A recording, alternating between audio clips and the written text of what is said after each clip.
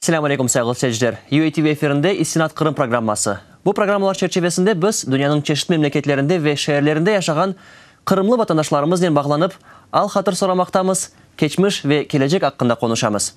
Bugün ise Kırım'dan dış yaşap ama aynı zamanda en toplu şekilde bir arada saklangan bizim vatandaşlarımız Eskişehir'deki diasporamızla konuşacakımızdır.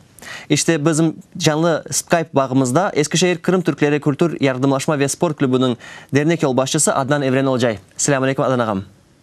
Aleykümselam, selam ve sevgiler arkadaşlarımız Türkiye'den gezdi. Adnan Evren ağam, birinciden umumen alganda Eskişehir'deki bizim vatandaşlarımızın şimdiki vaziyeti, sayısı, yapkan esas hareketleri hakkında sormak istedim.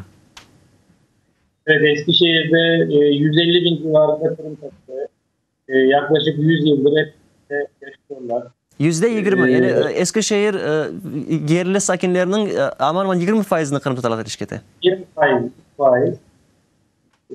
Genel itibariyle Dobruca üzerinden Eskişehir'e gelip yerleşen bir halkımız var. 39 tane köy, 3 tane ilçe ve şehir merkezinde 14 tane mahallede birlikte yaşıyoruz. Ve bilgenim ki bu Eskişehir'in civarında bazı Kırım Tatar köyleri de saklanmakta şimdiye kadar, doğru mu? Doğru. Kırım Tatar köylerinde genelde yabancıları kabul etmez bir şekilde sadece Kırım Tatarlarının yaşadığı köyler mevcut. Evren ağam, sizin şahsi hikayenizni sorasam olur mu? Siz özünüz ne vakitten beri, nasıl şekilde Kırım'la tanışı olgan ediniz ve bu mesele sizge nasıl etip gönlünüzge yakın kelgen edi? Evet, ben çocukluğumdan itibaren Kırım Tatar bir ailenin ferdi olarak Kırım'ın hikayelerini dinleyerek büyüdüm.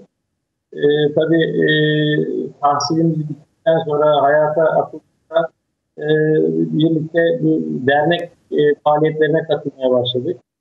2014 senesinde de yapılan seçimlerle derneğin başkanlığına getirdim.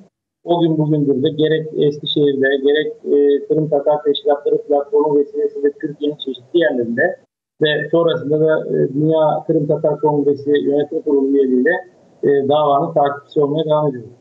Evet ve sonki böyle toplaşmalardan haberleri geçken gibi fevral, yani 2018 senesinin Şubat ayında gene de Eskişehir'deki dernekinin toplaşığı, umumi kurul toplaşığı o'tkazildi ve 1200'den ziyade iştirakçı koşulğanı aytılaydı.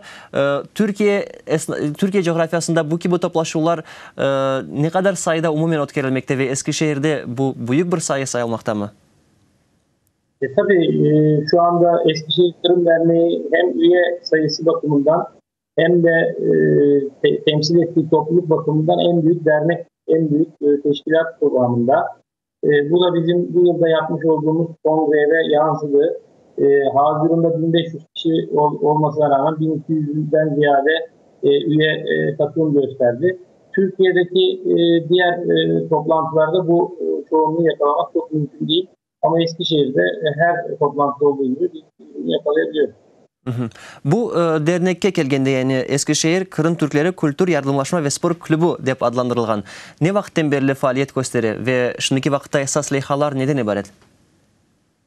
Bizim derneğimiz 1972 yılından beri faaliyet gösteriyor. Öncelikle Kırım Tatar halk oyunlarını, folklorunu ve kültürünü yaşatmak üzere kurulmuş bir dernek. Ve şu anda 70'ten ziyade oyuncumuz var. Eğitim gören derneğimizde halk oyunu oynayan. Bunun haricinde tabii derneğimiz çok yoğun nüfusa hitap etmesi sebebiyle de bir birlik beraberliği sağlamak gibi bir görev var. Bununla ilgili faaliyetlerimize devam ediyor. Tabii şimdi Kırım artık uluslararası siyasete oldukça yakın. Türkiye'de de tabii en yakın topluluk da burada. Türkiye'de bu Kırım Tatar siyasetinde. Biz de dernek olarak elimizden geleni yapıyoruz ve her türlü girişim içerisinde bulunuyoruz. Evren ağam, belki de bu faaliyette bazı yetişmegen ya da eksik görüngen şeyler olsa aytıp olursunuz mu? Yani neler yetişmey şahsen, yani ayrıca sizin derneğinizde ve nasıl imkanlar kıdırmaktasınız şimdiki vakitte? Evet, biz kamuoyu yaratmakta güçlük çekiyoruz. En yetişmeyen konu bu. Etkinliklerimize Türkiye'de 4 milyon civarında Kırım Tatarı olduğunu söylüyoruz ama ülkemizde bunun yeteri kadar yer bulabildiğini, yeteri kadar hacmen bir yere ulaşabildiğini düşünmüyorum ben kendi adıma. Ama dernekler olarak Türkiye'nin her yerinde, İstanbul'da, Ankara'da, Bursa'da, Antalya'da her nerede Kırım Tatarı varsa daha fazla çalışmak ve daha fazla kamuoyu üretmek gerek. Eskişehir Kırım Derneği gerek kültürün devamlılığını sağlamak, gerekse önemli hadiselere dikkat çekmek. Bunlar Kırım'ın işgali gibi ya da 1940 Kırım sürgünü gibi bütün bunlara ilgi çekici etkinliklerle yer veriyor ve bu kamuoyunu yaratmak için çaba gösteriyor. Tüm Türkiye'de bunun daha genişletilerek yapılması lazım. Ve aynı zamanda bazı yetişmeyenler hakkında soracak olsam, belki güçlü taraflarını, nasıl güçlü taraflar görünmekte sizin diasporada bulunduğunuz yerden, yani Kırım Tatar milli davasında sizde daha güçlü şeyler nasıl var iken acaba? Ya bizim Eskişehir özelinde topluluğun birlikte yaşaması hem dilimizi hem de kültürümüzün bir şekilde asimile olmadan saklanmasına sebep oldu. Biz o yüzden Eskişehir'de çok zorlanmıyoruz bunu yaparken. Bu bizim güçlü yanımız olabilir. Ama tabii uzun yılı da Türkiye Cumhuriyeti coğrafyasında yaşamış olmamızda tabii bazı konulardaki hassasiyetlerin geçen her senede azalmasına sebep oluyor. Bu da belki bizim güçsüz yanımızı gösteriyor olabilir. Yani sonki yılların faaliyeti sizin fikrinizce nasıl seviyede? Yani geçen yıllara nispetten 2014 senesinden evvel yapılan faaliyet ve şimdiki faaliyet ne kadar farklanayken? Evet, Türkiye'deki diasporada bu Kırım'ın 2014 senesindeki işgali yeni bir bilincin uyanmasına sebep oldu.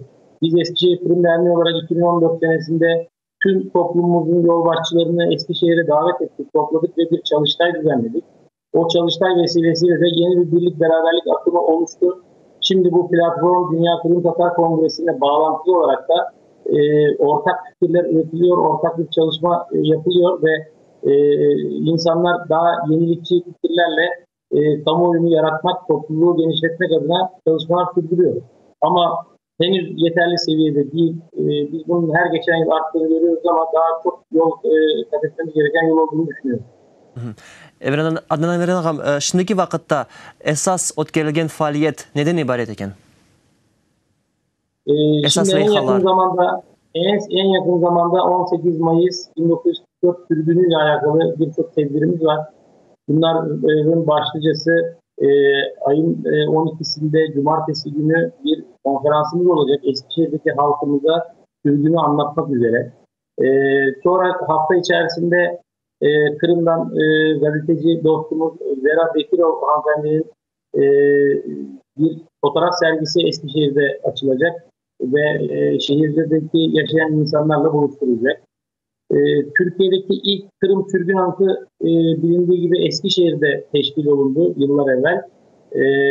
Bu 18 Mayıs akşam saat 18'de de her yıl olduğu gibi bu gelenekseldir Eskişehir'de bir anma törenimiz olacak 18 Mayıs'ta. Şimdi Ankara'daki dostlarımız izin almaya çalışıyorlar. Eğer yapılabilirse ayın 13'ünde de Ankara'da büyük bir miting düzenlenecek. Biz de Eskişehir Kırım Derneği ve Eskişehirli soydaşlar olarak her yıl olduğu gibi yoğun bir katılımla buna iştirak edeceğiz. Daha bir kere Mayıs'ın 13'ü mü yoksa 18'i mi galiba birazcık zayıf eşitilgeniydi? Ankara'da yapılacak olan etkinlik, miting 13 Mayıs'a planlanıyor. Ama Eskişehir'de sürgün anıtında yapılacak olan miting ise 18 Mayıs saat 18'de.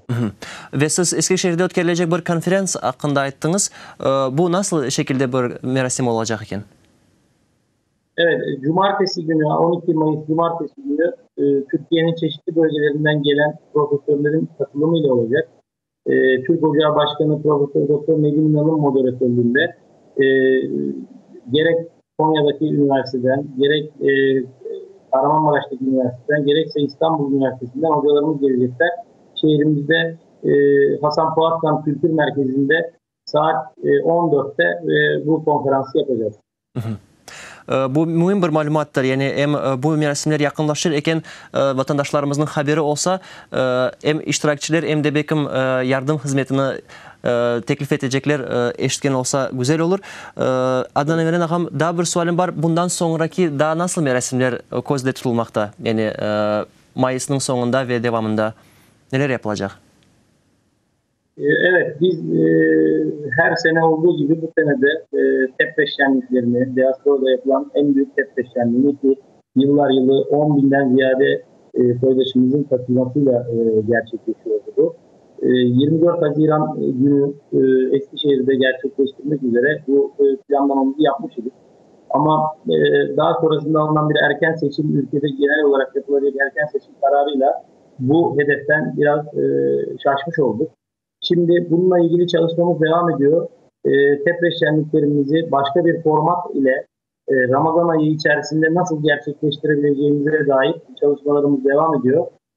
Ama eğer bunu beceremez olursak da farklı bir formata sokarak bunu geleneksellikten çıkmadan gerçekleştirmeyi planlıyoruz.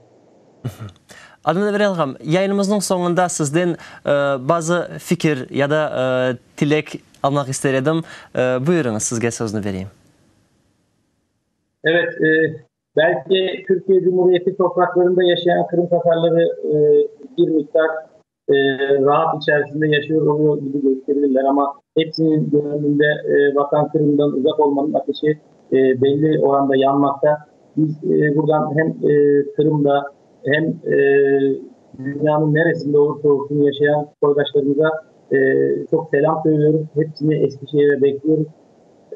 Ve Eskişehirliler olarak da işgal altındaki Kırım'da zor şartlar altında yaşayan vatandaşlarımız için elimizden gelen neyse bundan önce yaptığımız gibi bundan sonra da ziyadesiyle yapacağımızın teminatını veriyoruz. Çok çok sağ olunuz. Stüdyomuza koşulduğunuz için sizge teşekkürlerimi bildireyim. Ve yine de hayırlı günlerde hep görüşmek umuduyla sağlıklaşamız. İnşallah ben de teşekkür ediyorum. Selam ve saygılarımı sunuyorum. Sayılı seyirciler, işte bugün biz İstinat Kırım programmasında Türkiye'nin Eskişehir'inin bağlandık ve o yerde en büyük sayıda yaşayan diasporamız hakkında konuştuk. Sizge hayırlı vaxtlar dileyimiz, sağlıklı kalınız.